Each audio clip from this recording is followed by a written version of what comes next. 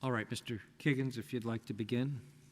Thank you, Your Honor. May it please the Court, this is a case in which the NLRB dismissed the same case in July of 2014, did nothing with it for the next 8 years, then just last year sent a notice to the Halls, who are the owners of this small plumbing company, that they were reinstating the dismissed case. And what we're here today for is the board's contention that this court should deny Allservice their appeal rights under 29 U.S.C. section 160 E and F. I want to break my argument down into two main parts. The first part is I'm calling them substantive issues. They're really procedural issues because we're at a very strange procedural posture of this case. There's no record filed, which we think the board should have filed already, but it's not. But I'm going to call them substantive issues. First one is... Mr. Kiggans, I'm sorry to interrupt you, but I just had a quick question on the record thing. Is that the reason why I can't find the July 2014 board order dismissing the case after Noel Canning? I don't have it. I've looked through my records. I can't find it. It's as if it hasn't been filed. Is it because the board hasn't filed a record in this case? I think that's right. Although I think a copy of that order was in the earlier case when they filed the enforcement action back in 2014. They moved for dismissal back then, and I think that order is in there. But that's part of our argument about the extraordinary circumstances. 8 years have passed. The Halls have suffered 2 major floods. They've lost their records. I'm a new attorney that just got hired by them recently. I don't have the record. Your Honors don't have the record. I read the procedural rules to indicate that the board, once they file this petition for enforcement or for summary proceeding, they're supposed to file the record. It hasn't been filed, and frankly, I was a little surprised when we got set for oral argument because we haven't filed briefs. There's been no record submitted. So we think my 2 substantive arguments, one is Allservice at a minimum should be entitled to its appeal rights under 29 U.S.C. section 160 E and F and Federal Rules of Appellate Procedure 15 through 20. My second substantive procedural argument is if the board had followed the proper procedure back in 2014, we wouldn't be here, so the case should really be dismissed with prejudice at this point. I want to spend, before I get to those 2 substantive arguments, I want to spend a few minutes talking about the procedural history, some of which is in the pleadings, some of which is not, but I think it's important to put this in context. The underlying facts date back to 2009. That's, I'm not good at math, 14 years ago. The back pay awards started when the layoffs occurred in January of 2010. The ALJ's decisions in this case were rendered in 2011 and 2013. The board indicates in its petition to this court, the current petition, that Allservice had requested an extension of time for filing exceptions to the ALJ's decision. That's in paragraph 3 of their petition or application for summary enforcement in this case. What they don't say is the reason for that extension, the reason it was granted, is because Allservice agreed to engage in the NLRB ADR program. I don't know what happened in that ADR program. We still don't have a record, but that's why that initial extension was granted, and the attorney that they did have, Allservice did have back then, withdrew from the case, so we don't know what happened in that ADR process. That's important because one of the issues in the enforcement action that they're filing now is that ALJ's decision continues the back pay. Even through today, they're continuing the back pay because it says no offer of reinstatement was made. My client tells me that they made an offer of reinstatement. I don't know if it was in the ADR process, but again, we don't have a record, so we don't know if that's in the record. back to the timeline, May of 2014, the board filed the first case for enforcement that got dismissed. June of 2014, 1 month later, and I think this is significant, is when the Supreme Court issued the Noel Canning decision, saying that the boards was improperly composed, didn't have a quorum during a certain time period, and that time period is going to be very important that I want to hit on. It raises a question of why did they file the first enforcement action 1 month before the Supreme Court issued the Noel Canning decision? I understand they couldn't have predicted when Noel Canning was decided, but something is not right about this whole process. Noel Canning, the board knew that the Ninth Circuit ruled against them in the Noel Canning decision and said that those decisions, the board was not properly composed during that time period. They had oral argument. This is from the Noel Canning decision in January of 2014, which was 4 months before they filed the petition for enforcement in this action the first time around.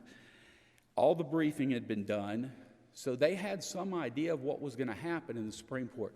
So why file this enforcement action back then?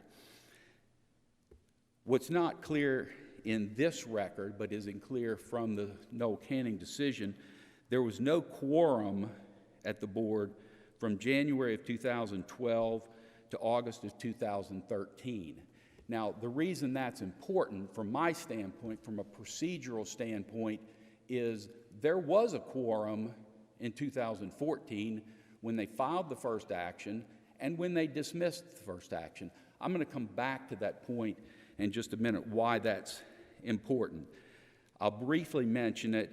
Instead of dismissing that first case, what they should have done is they should have moved for a stay. There are procedures under this court's rules about circumstances like this. You can move to stay a proceeding.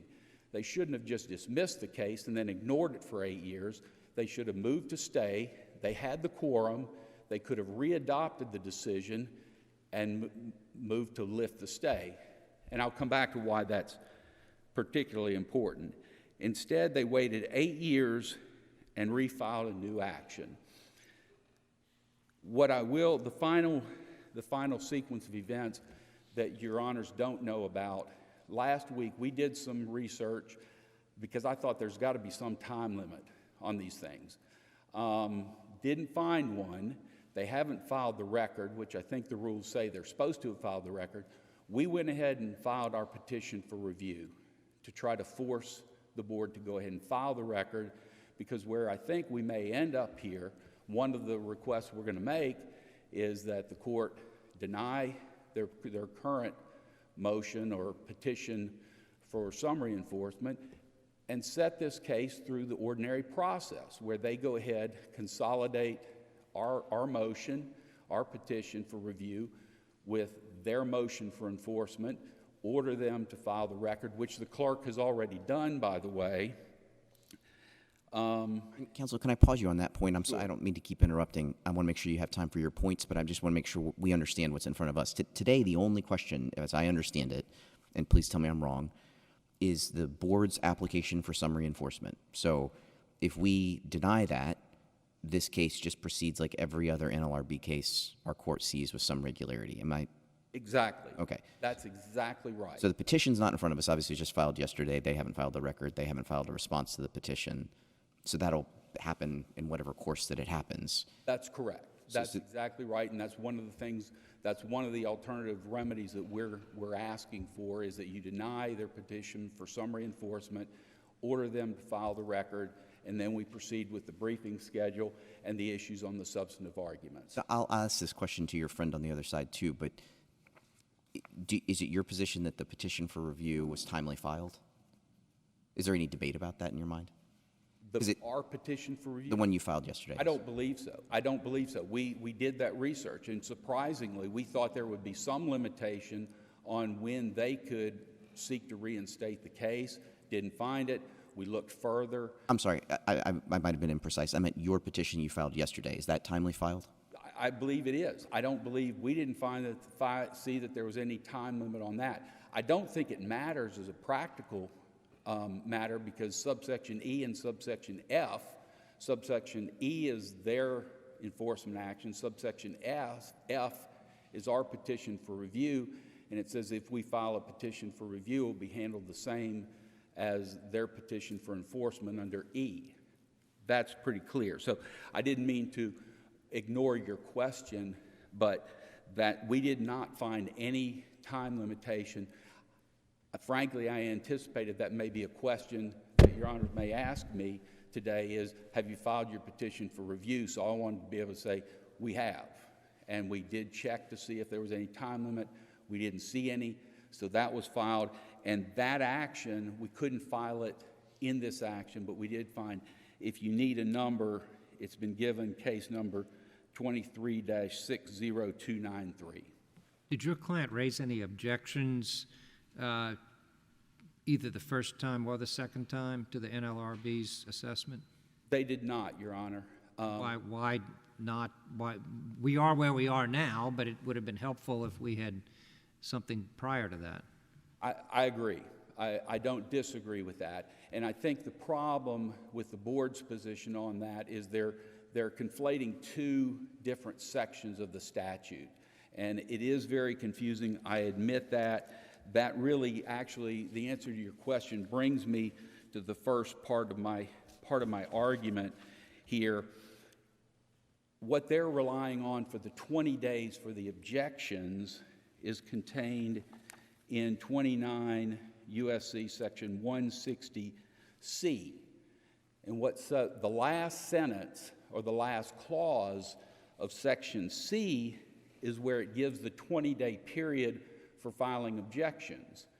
But what it says is, it doesn't say that if we don't file objections, we lose our appeal rights, as they're arguing to you today, that they're entitled to summary proceeding. What it says is, if there are no exceptions filed within 20 days, then the board's decision, then the ALJ's decision becomes the final order of the board. It doesn't say anywhere that we lose our appeal rights. Now, I use the word conflating. What they're confusing that with, E is a different section altogether. C is the one that deals with preparing the record, taking testimony, and how you reach a final board decision. E and F are where we get to the appeals.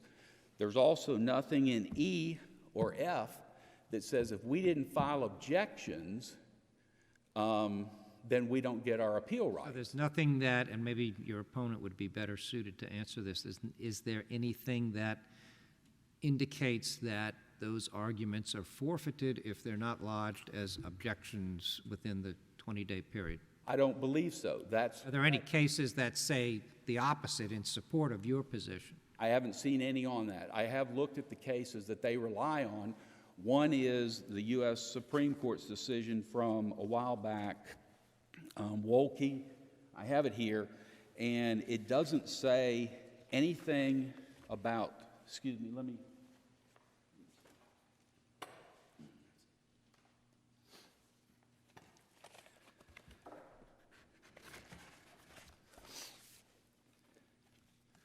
The Wolke decision that they rely on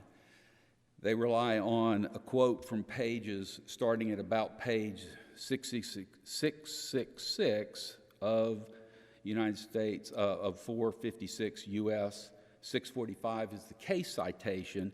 And what it says here is it says, the Court of Appeals was without jurisdiction to consider that question. The issue was not raised during the proceedings before the board. It says during the proceedings with the board. It doesn't say during that 20-day window. And in fact, and if you take a quick look at the difference between C, the language in C and E, C is referring to exceptions. It uses the word exceptions. It doesn't use the word objections. Objections comes into play in section E and F, and what it says, and it doesn't say we lose our appeal rights, it basically says that no objection that has not been urged before the board, its member, agent, or agency shall be considered by the court unless the failure or neglect to urge such objection shall be excused because of extraordinary circumstances. It's not really that much different from the rule in ordinary proceedings that if you haven't made an argument to the district court, you can't raise it for the first time on appeal. Okay. We get that. Thank you, counsel. You're Okay. expired, but you've saved time for rebuttal. Oh, thank you.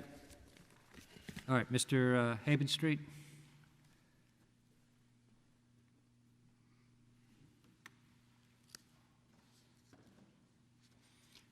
I guess the first question, which I believe Judge Oldham asked, is why we do not have a record in this case to peruse. We would be happy to file the record.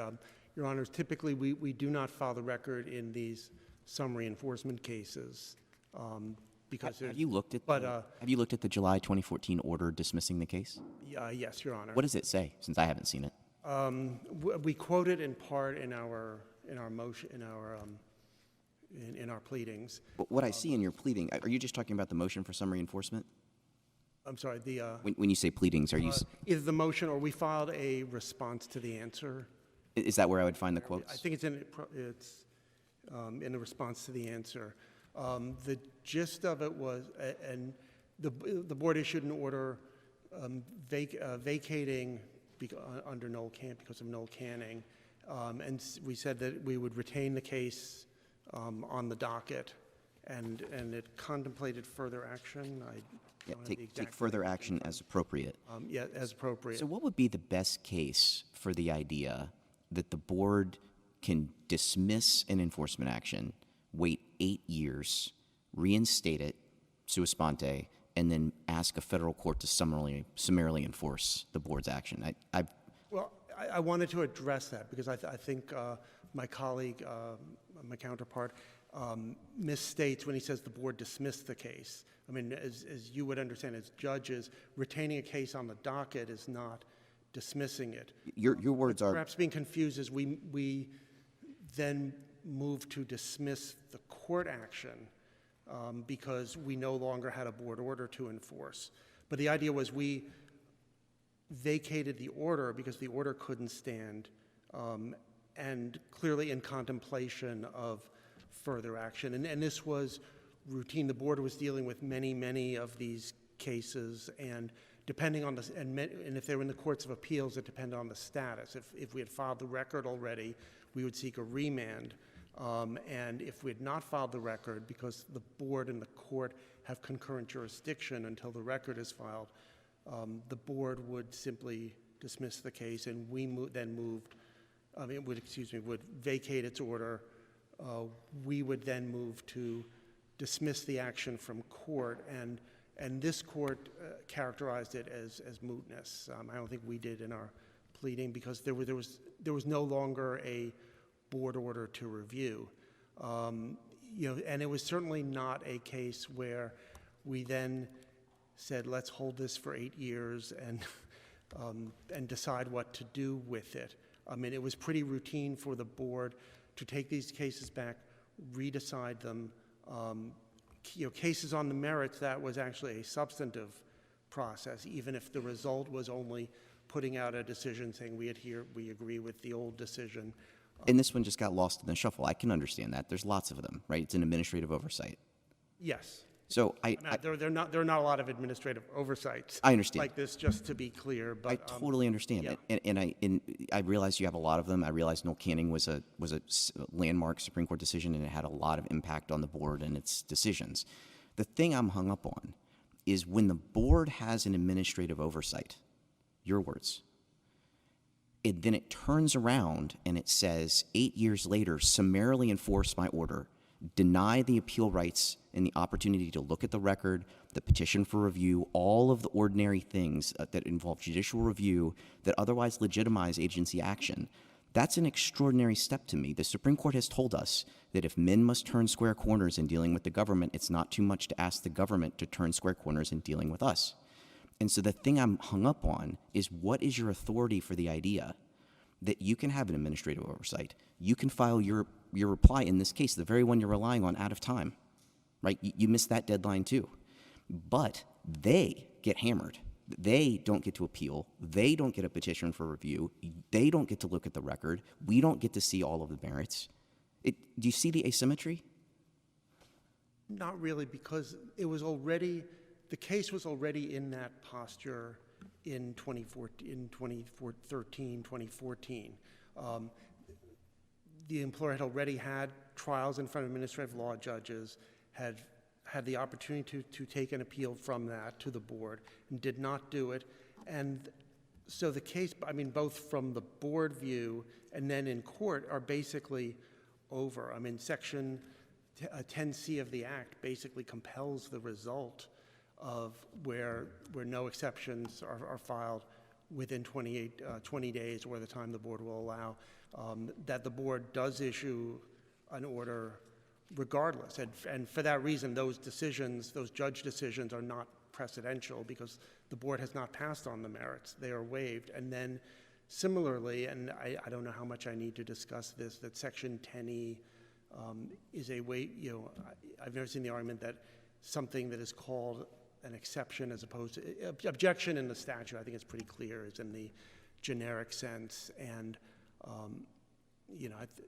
our standard opening pleading in this case, and I'm sure you've seen the arguments many times, and I would say, I mean, and if there's any sort of doubt about the nomenclature or whatever, there's a Supreme Court case, NLRB versus LA Tucker Truck Lines, that states the more general principle that it's not enough to object, but you have to object in the time and manner appropriate under the agency's rules, which is not just a board case, but a pretty Is your view that principle. is your view under 10C that if no objections are filed to the before the board acts, so in that 20-day window, that there is no appeal right at all?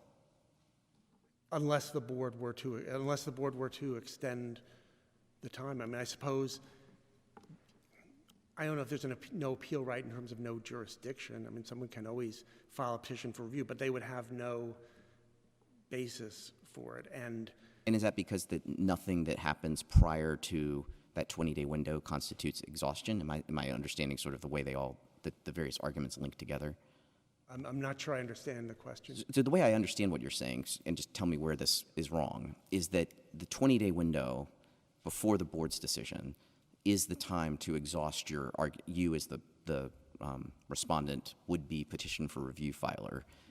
Your time is that 20 days to say no substantial evidence, improper, null canning problem, whatever. And if it's not like you can file that before, and so if you don't file it in that 20-day window, then that's what's prohibiting you from ever succeeding on a petition for review.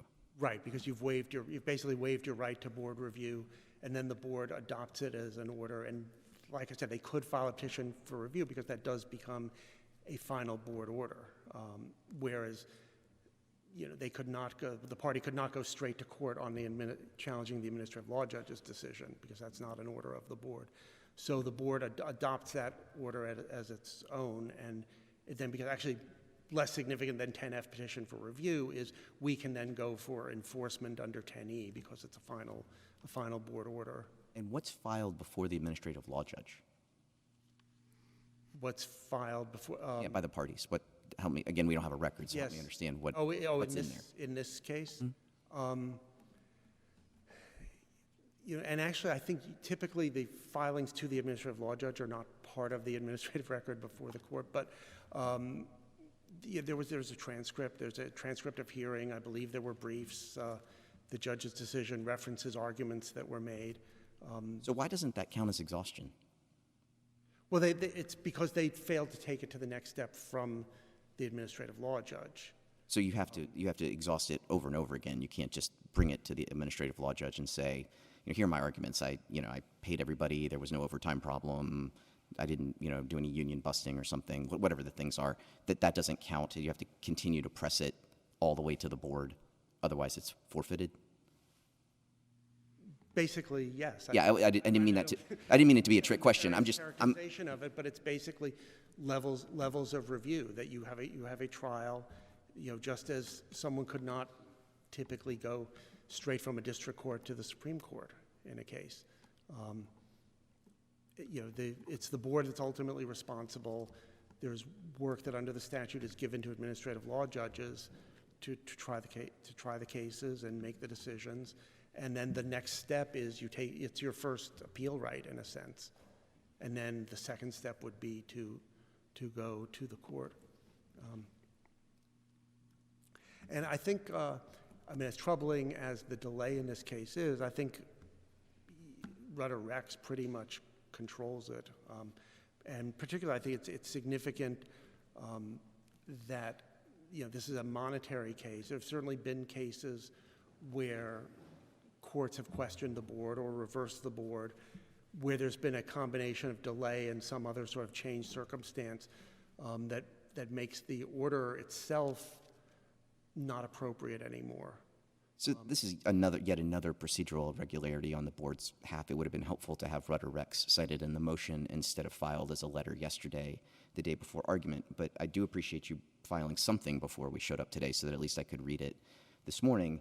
And Rudder Rex doesn't involve this at all, right? The question, as I understand it in Rudder Rex, is do the would-be beneficiaries of back pay get hammered by the fact that the board had this inexcusable 8-year delay? And by the way, it's not totally clear that the delay in Rudder Rex is inexcusable because the 8-year delay between the original proceedings and the actual board decision could have been explained by like the 450 some odd page opinion that was written to justify the award. So this isn't a case, at least as far as I can tell, that involves either an administrative oversight, as you put it, nor is it one where the question presented is, are you hammering the company and their ability to file suit, a petition for review, exhaust their arguments in front of us, ensure that it was all procedurally regular the way we do in all of these board decisions. It was just on the merits of whether the award could take into account those delays. How am I misunderstanding the case? Well, we're in the same position, though, that ultimately the question is getting the relief to the victims of discrimination. And they are, that is what we're ultimately standing for here. But there was no dismissal. That's the thing that's so weird about this case is that I take your point that the order says, and I'll just take your word for it since we don't have the order. The order says, okay, we'll take further action as appropriate, but put yourself in their situation. All they get is an order from you saying, appeal dismissed, right, or whatever, motion for enforcement in the Fifth Circuit dismissed, and the underlying docket activity in the NLRB gone. Without prejudice, maybe it'll come back. And then 8 years later, 2 floods later, all of the prejudice of the documents being lost and things that they've said, you come back and you say, okay, well, now we'd like to calculate back pay going back over a decade. And that's not what happened in Rudder Rex, and it is an extraordinary position to put, in particular, a small company in. Well, first of all, the board did retain jurisdiction. And as a practical matter, and this I do not think will show up in the formal administrative record, but the current discussions between the board and the company, as counsel acknowledged or stated, back pay offers were made, and so the back pay has been cut off in terms of every request the region has made to the employer. The back pay has been cut off at roughly the time of the judge's decision in the back pay case. There's growth in the amount due, basically due to interest, but yeah. So we're not, and in some ways, we're all in a better position, I think, because of that we're not looking at a back pay clock that's continued to run. I think the board's order certainly put the employer, at best, could be confused and check and say, what is this? Because we do say we're retaining the case. We don't say it's dismissed, it's closed. And in terms of the hardships, at the time the board vacated its order for this, I'm not going to say technical because obviously the appointments clause is important, but I think Your Honors understand what I'm getting at. At that time, unlike Rudder Rex or a lot of other cases where someone comes in and tries to make some sort of argument that they've been prejudiced by delay, there wasn't an uncertainty. I mean, the employer there was a dollar figure of you're going to have to pay this. They did not take an exception to that. It was going to have to be done, and the inability to pay and the changed circumstances with the flooding and so forth They don't really, the records don't really affect the ability to calculate the back pay because it is cut off. And to the extent that they're asserting an inability to pay, that's going to be based on their current situation and not how they got there. I did want to address that and to make the court aware that the board does work with parties, even with a judgment, upon a truly demonstrated inability to pay. We work on payment plans. Sometimes, we, on behalf of the discriminatees, or, end up taking less in the end. We have no interest in driving employers out of business, and, and maybe putting it more practically and cynically, we have no interest in continuing to pursue judgments that are basically, full judgments that are basically uncollectible. So that's a process, and at times in this case, before the Noel Canning decision, there were discussions, and again, that's not going to show up in a formal case record that's filed with the court, but it is part of the process. But I think saying that due to dire financial circumstances, we may end up taking less relief is not the same as saying that because they've fallen on hard times, the damages are any less, and that the obligation should be less. That if tomorrow this company gets the biggest contract ever, that they should have to pay their employees less than they've already been awarded by the administrative law judge, whose decision was adopted by the board. I want to do a little housekeeping. I was making notes during the company's argument. Like I said, we were happy to file the record. There may have been some, we mentioned in our pleading, I think we at the conclusion of our response to the answer, we said we were happy to file the record and brief it. Although I would hope at this point, given the clear waivers, I would hope the court has everything it needs, or maybe you would want us to file the record and pursue it from there without briefing. I mean, I'll also mention that the record documents are on the board's public website. The sort of the things that are the equivalent of the docket filings. Counsel, how do you respond to the argument? I asked about the 20-day period and the impact of failing to object or file anything in response, and how preclusive that is. And your opponent offered an explanation of it under the Section 10 of the Rule 10. How do you respond to that? I think that falls into the category of an exception is a form of objection that has not been urged before the board. I've seen no law to the contrary on that. As I mentioned, the Tucker Truck Lines case seems to makes clear that we're not, that if you have a way too late, you can't get around the 10E bar by filing something that's way too late under the under the board's rules or under any agency's rules, and say, you can't say we urged an objection. We urged an objection a month, 2 months after the deadline.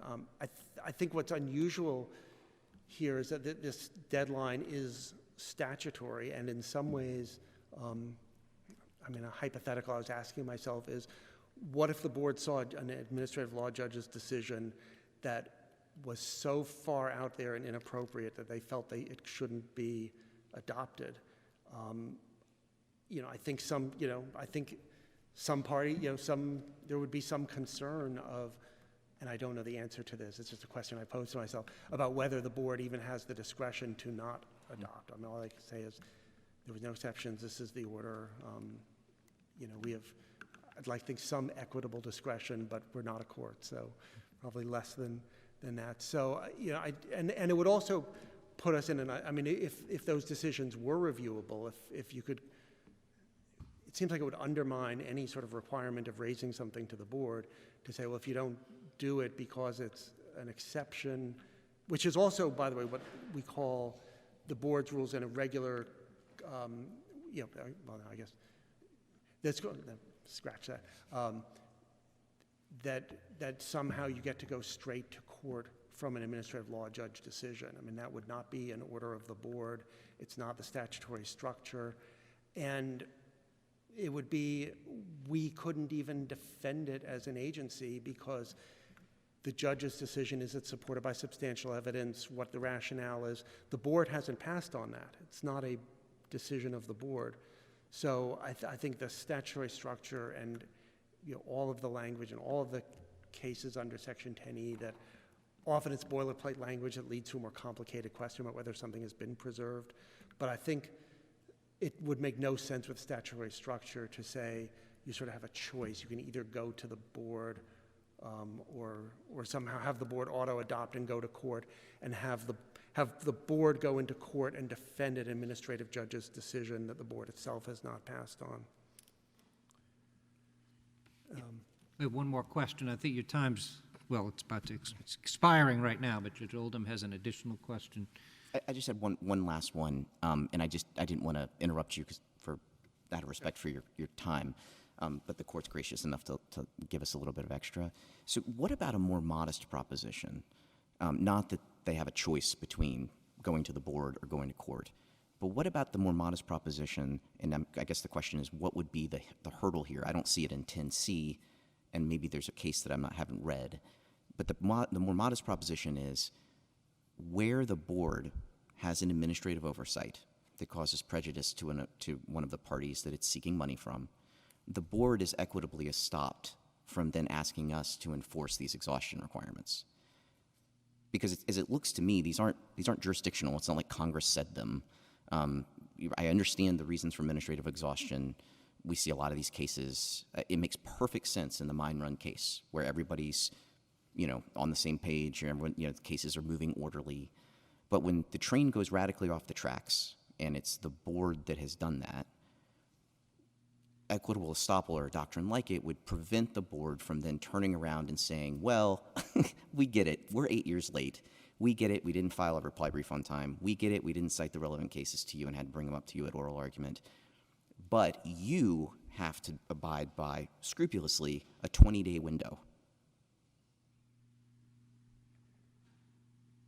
I don't know in your hypothetical, I don't know how far you would roll back the case. Do you have a new trial? I mean, a lot of the problems with delay are accentuated depending on how far you would roll it back. We just forgive the 20 days. In terms of the equities, there were other parties. The employer is just one party, and everyone has an adverse effect from delay. And I don't think that a do-over, especially of a case that was basically done, a case that had been decided and was poised to be in every position except for the composition of the board, ready to be summarily enforced. None of the arguments, none of the delay has anything to do with the merits of the unfair labor, the merits of the back pay award or the unfair labor practice or the entitlement to relief.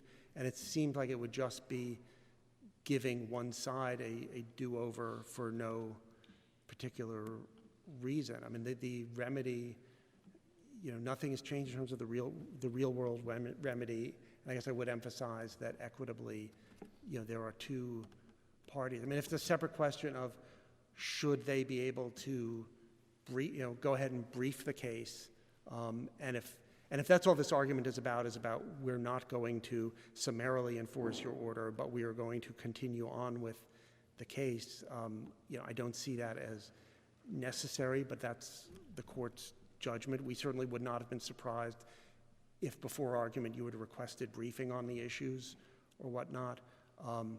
But I don't think there's anything that should change the availability in the event of briefing or whatnot of the same arguments we've made here about the waiver. And for a case that got delayed, but it got delayed at the point that was it's almost the equivalent of mandate hadn't issued yet. I mean, everything was basically done. There was really not a way for this case to come out differently. And it seems like it would be a shame to just say, let's do it all over again for reasons that don't have to do with violations of the National Labor Relations Act or appropriate remedies. Anything? Please, thank you. Anything? No. Okay. All right, thank you, sir. Thank you very much, Your Honors. All right, rebuttal, Mr. Kiggans. Thank you, Your Honor. I'll try to be quick here. I understand the board's position is, as a matter of statutory interpretation, we're just going to mush together Section C, 10C, and 10E, but that's not what the statute says. The statute is very clear. C is the portion of the statute that deals with creating a record, trying the case, and getting a final order of the board. Much like in the district court, with all due respect, I think my opponent's analysis or analogy from going from the district court to the Supreme Court doesn't work here. That's not what we're doing. Section C is what gets us through the equivalent of the district court if it were a regular proceeding. Section E and F deal with the appeal. And their argument that we have to file objections during that 20-day period is similar to a post-trial motion presented to a district court. We've made these arguments. We've made the substantive arguments are in the record that we don't have yet, but I've looked at part of it because my predecessor gave me his file. He argued some of the substantive issues that are going to come out are that what I believe are going to come out. I don't have the trial record yet, but the proof, as I understand it, was undisputed that yes, the 3 charging parties were laid off in January of 2010, but so were 4 or 5 other non-union supporters. They were laid off too because there was a lack of work. That's a substantive issue. And Judge Oldham, I think that one of my colleagues gave me a copy of your Dish decision from 2020, I believe, and you set forth the standard. We review the board's finding of fact for substantial evidence. Congress has defined substantial evidence in terms of the record considered as a whole. So at a minimum, we don't lose our appeal rights. Maybe there's a different standard of review, but there's nothing in the statute, the board's interpretation to mush together Section C and Section E is just wrong. That may be their position, but there's nothing in the statute that supports it. The cases don't support it. The Supreme Court case they rely on, Wolke, I think is the name of it, says if you haven't raised the argument anywhere in the board proceeding, then you can be deemed to have waived that argument. That's under Section E. And I know I don't have much time left, but I do want to hit one other issue. The whole idea, my opponent has presented the situation, well, we didn't really, or the argument, I wasn't quite clear what he was saying, we didn't really dismiss it. I didn't get to this, what we did, but I'm not sure what they did. I think what should have done, I alluded to this earlier, what should have happened, because there was a quorum back in 2014, they should have stayed the first action. They should have moved to stay it, and under this court's rule 42.4, it says if there's a motion to stay further proceedings, the clerk can dismiss the case without prejudice. We do have a dismissal without prejudice in this case, but that sets a time limit for them to reinstate the case. It's 180 days under this court's rule. So if they had done what should have been done back in 2014, rather than just dismiss the case, they should have moved to stay it. Then we would have a time limit of 180 days for them to go back to the board that's fully composed at that point to adopt the ALJ's decision, and then we could go through the process that we may go through now. Because they didn't do it, they sat on it for 8 years. We really think the case should be dismissed, but alternatively, we would ask that you not grant summary enforcement, order the record to be filed in this case, and set a briefing on the merits, and we'll see what happens, what the record shows. Thank you. I'm done unless you have any other questions. Thank you. Counsel, we appreciate your briefing in this matter and your arguments here today, and the matter will be considered submitted.